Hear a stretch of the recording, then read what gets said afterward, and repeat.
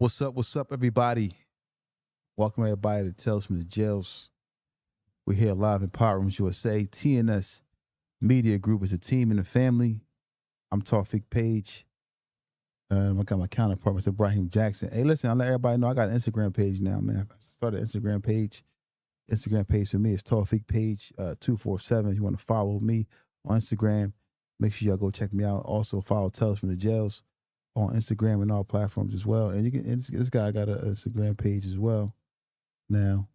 Long overdue for having an Instagram page. What's up? I see everybody in there. James and Flames as usual. Nitro 215 Nitro Nadir _SM. Neef Bucks. You know, Neef Buck 316. Two Prince. Everybody in here, man. You know, street syndicates. What's up, man? That's what's going on with everybody, man. Dark Skin Beauty gonna be in here in a second. I know that. What's up with you, man? What's going on, young? Oh man, chilling, man. It's a slow day for you. I wouldn't say really slow, but you know, it's winding down. That's what I should say. The day is winding down. Yo, I got you, Jays, man. I just didn't probably didn't see it, man. I'm normally, to be honest, I don't really handle the Instagram stuff. I just decided to create one, you know, just to kind of show my lifestyle and what I do as far as everyday lifestyle, and outside of Tales from the Jail, just give people just you know my life as much as I can. Then he got his page probably gonna be ratchet. You might see people getting shot, you know. Nah. Robbed. Go follow me, man. Follow me, man. Ibrahim Jackson 187, man. Ibrahim Jackson 187. Why is it 187? Ibrahim Jackson. What are you talking about? Because we're killing all bad vibes. Okay, that's what it is. All bad vibes. 187 is the dispatch number or code for homicide, murder. And homicide and murder in this case where I use it at is all bad vibes. All negative energy. I'm killing them vibes. Yeah, see, okay. Yeah. So again, it's I know it's a good one. Ibrahim Jackson, IBRAHIM JACKSON 187. That's me, y'all. Come follow, because we gonna turn up on mines. We turning up. I'm gonna have daily little quotes for y'all. I'm gonna be taking y'all all through. Dot gonna be on there a whole lot with me also. Yeah. And mine's is probably gonna be, you know, my Instagram page is probably gonna be, you know, laid back probably. Yeah, ain't no probably about that. Yeah, man. Yeah. He might have, you know, stripping bed bugs, you know, all type of stuff on his Instagram. I just wasn't going on his Instagram when you got, like, you know, kids around. Make sure that there's no kids around that watch his Instagram. Be careful. So listen, man. You know, we had some good guests. I'll talk about the guests we had over the last, you know, couple weeks or so. We had some good guests. Starting with Taxigo. He did a hell of a job as far as the interview. We had Freeway that dropped. We had you know, who else? Who I'm missing that came out last week. Even y'all go check out what's her name? Who? Her name yesterday. Yesterday. Roxanne. Yeah, Roxanne. Roxanne was on point. Great interview. Very good interview, man. And I just want to say I want to thank y'all, because we just getting better with the interviews and as far as the content that we putting out, and we're just trying to be as consistent as possible. Reason why I say we're trying to be consistent as possible, if we look at, you know, all these podcasts, a lot of podcasts is out here, right? The podcasts that's kind of flourishing the most are the ones that are, you know, sponsored by, I'll say, huge names, the people that already have a name in the world. Like you have Drink Champs, you have Noriega, who already had a huge following in the rap game. You got Joe and Jada, they already had a huge following. Joe Buttons is already somebody in the hip hop world. A lot of these guys come from the hip hop world, as far as that are actually in our field. But then in the other fields, you have Joe Rogan and guys like that that are just, you know, on a whole nother level. So they have, you know, they have you know, like, you know, already have a following, I should say. Whereas somebody like us, we gotta work 10 times harder than them, because nobody knew me before Tales from the Jail, let's just say on the level, and then nobody knew. No. We ain't gonna do that with no. Nobody knew you. Yeah, nobody knew. It's a pretty. Hey, we having a race who get the most followers between me and him too, man. It's, I never agreed to a race. I never said that. Well, I thought we had. You just included me. Yeah, I just engaged you, and I just added you to the, the melee. You know what I mean? The overflux, I should say. But like you were saying, you said nobody never knew you. Yeah. No, a lot of people know me. Yeah. I understand that. So keep them, thoughts to you. You know what I mean? Yeah. They would know you for all the wrong things. Huh? No, but I ain't saying for the wrong things, but for a lot of things. You like that wrong thing, non duty. They like you for that vibe of doing the wrong thing. Non duty. Yeah. But yeah, like so when you have podcasts such as ours, like Tales from the Judge, you gotta really work, overtime to kind of compete with these other podcasts because they already have a head start on you, in a lot of ways. And then, with that, you have no time to be lazy. That's why I say you gotta be work hard every day. And that's why y'all see us being consistently out with episodes, consistently working just to kind of compete on a competitive level. Not saying that we are, we're not gonna put out content regardless, but we look at this other podcasts as competition. Honestly, we really do.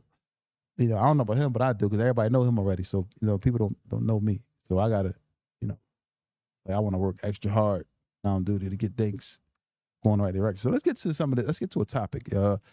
Just recently, can you pull it up if you can? The guy not on the screen, but you could. What's this guy? This cop. This cop was. Where was this cop located? Where he was? I'm not sure. I can look it up for you right now. I'm not sure where he was located at, but he all the way out of pocket. I got it right here. There you go, man. This guy right here. This was facing. Where is he out of? This is an officer with the North County Police Cooperative. You don't know where it is? No. But anyway, this police officer was actually sexually assaulting people that he was arresting, taking them to disclosed locations and arresting these people, and then using his cell phone to video record them while he was performing these sexual contact, inappropriate sexual contact with, the same sex. Mm-hmm. And for me, he took a plea deal because he said looking at like 30 years for this or something like that. Mm-hmm. So he took a plea. No, it wasn't 30 years. I think he was looking at like 30 years. What it said? 30 years? He was looking at somewhere around 30 years. But anyway, so I'll pull it up. I got it here. No, I got it. And Mr. Jackson. 30 years. Yeah, he's looking at 30 years, whatever. So basically, what he was doing was, it says, officer pleads guilty to sexual abuse of 18 men that were detained, will cut off his body cam and record the sexual acts on his phone, while they were handcuffed. And you are one of the 18 victims, right? Is that?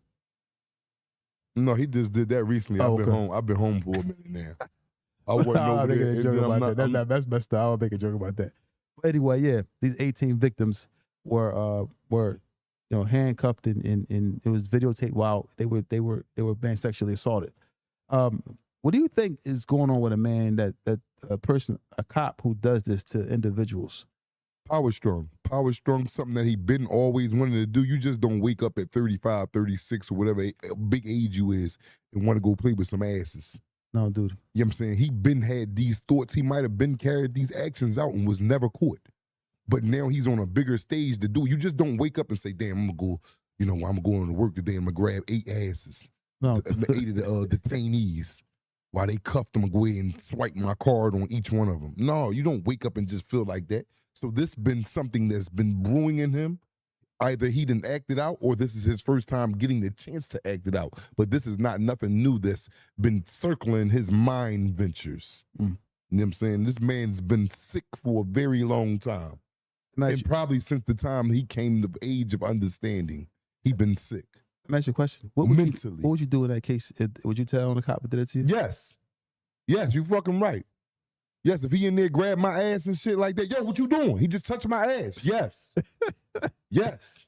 I'm telling on him like shit. Like, what the hell is you doing? Like, I don't have nobody to protect me in there. Now, me and him breaking law and do something, he try to get on. I'm not telling, like, that right there, you checking me and all that, that's PREA. And for those who don't understand what PREA is a abbreviation in the federal system is PREA, and it stands for Prison Rape Elimination Act. You will have Mr. Jackson up there just like this, PREA for this one right here. Yes, I will. You wouldn't? They got you in there cuffed up. He come in there, turn around, face the wall, 12 feet. You facing the wall, all you feel is a palm on your cheek. You try and wiggle. He like, stand still. Yeah, that's messed up. You tell him? Yeah. I'm doing more than telling. I'm yelling. Like, you out of pocket, man. Yeah. Like come on, man. Like you want to handcuff somebody and do that, but they said he was videotaping. I don't know what he was doing, but it was bad. It was bad. And then somebody like him, he has a appetite for that type of stuff, man. Like 18 people though, that's a lot of people. And it's not like you arresting somebody every day. Like he probably had I gotta lock somebody up. He probably was just itching to lock somebody up so he can do that to a man. He did it to 19 individuals, bro. And I don't know if this was during a course of a certain amount of time or if it all took place in a single day.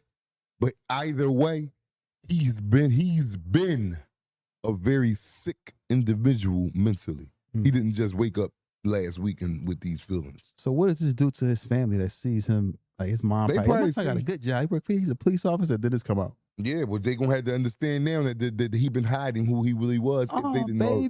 But certain times when you know certain shit about certain family members, especially if you always in contact with them around. I can see if you got a family member, y'all exchange. Y'all probably see each other once or twice a year at family gatherings. Now you probably wouldn't virtually know nothing about him or her. But if it's one that you constantly seeing and he always in the loop with the family and it's always running 2 to 3 times a week, you gonna notice things and you gonna hear shit that other family members are saying. You just can't hide that type of freak shit. For him to be caught for sexually as 18, you struck before, and you struck just not at the job either. That's what I mean by before. A lot of your striking has not been on grounds of your working facility. It's been at home, in supermarkets. This is a sick act.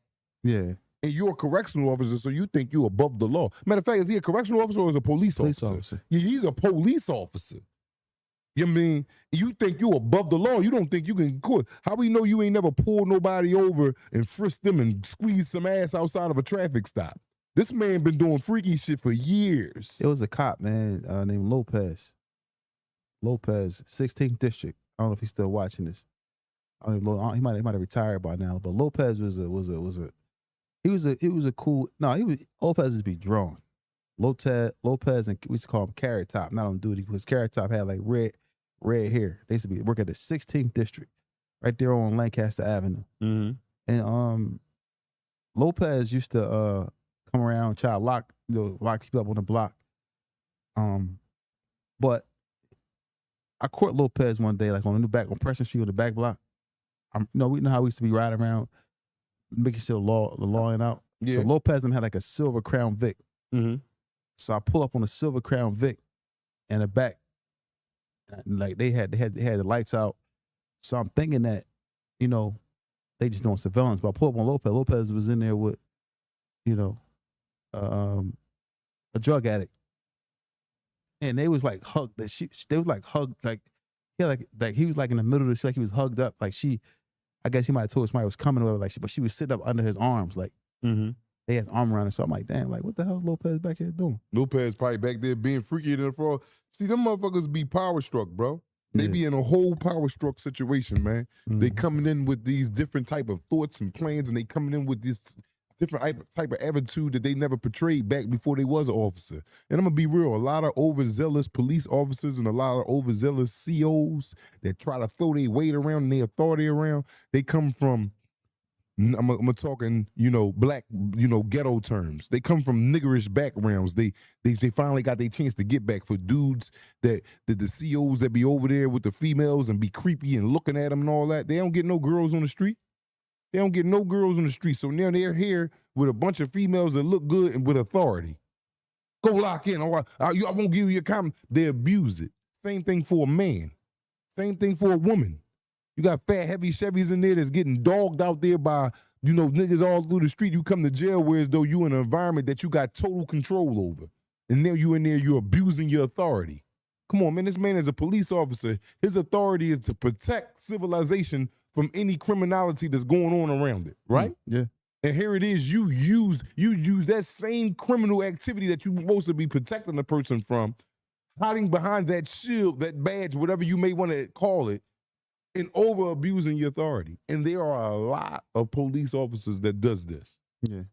There are a lot. Now, I'm saying the majority of part is probably cool. I'm not dissing the Philadelphia Police Department or no police department for that matter. But what I will say is, yeah, I don't look at you just because you driving in the car, woo, woo, woo, and you got a badge. Oh, yeah, they're absolutely right. What they say, no. You motherfuckers lie. You motherfuckers, make things up. As you can see, we had numerous topics up here or cases that we shown that they're not susceptible to crime.